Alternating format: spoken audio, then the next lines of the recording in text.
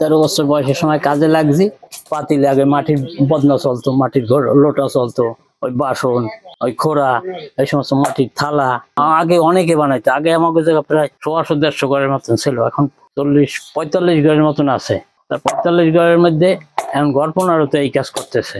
আগে মাটির কলসিতে পানি খাইতো, মাটির হাঁড়িতে ভাত পাক করে খাইতো, কিন্তু সেতে আগে এত গ্যাস্ট্রিক ছিল না, এই ছিল না, অসুখ বিসুখ ছিল না। প্লাস্টিকের, মেলামাইনের, স্টিলের মাল, ওইগুলো বাইরেই আমাকে মাটির মালের চাহিদা কম। মাটির কাজ বিবাহের পরই করতেছি।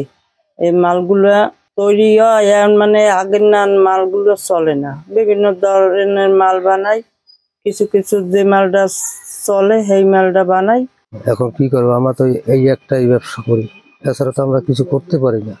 আর এই ছেলে মেয়ে নিয়ে খুব কষ্টের ভিতর আছি। ঘর দুয়ারের অবস্থা খুব খারাপ, ঘর উঠানো লাগে তা উঠাতে পারতেছি না।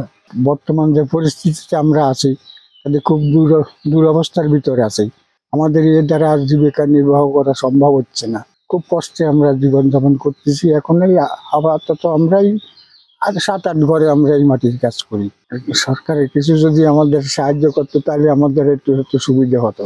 সদর উপজেলার তালেশ্বরে বেশ কিছু ক্ষুদ্র এবং কুটির উদ্যোক্তা বংশ পরম্পরায় মৃৎশিল্প নিয়ে কাজ করছেন, কিন্তু বর্তমানে যেটা হয়েছে যে আধুনিকতার ছোঁয়ায় আমাদের এই মৃৎশিল্প হারিয়ে যেতে বসেছে।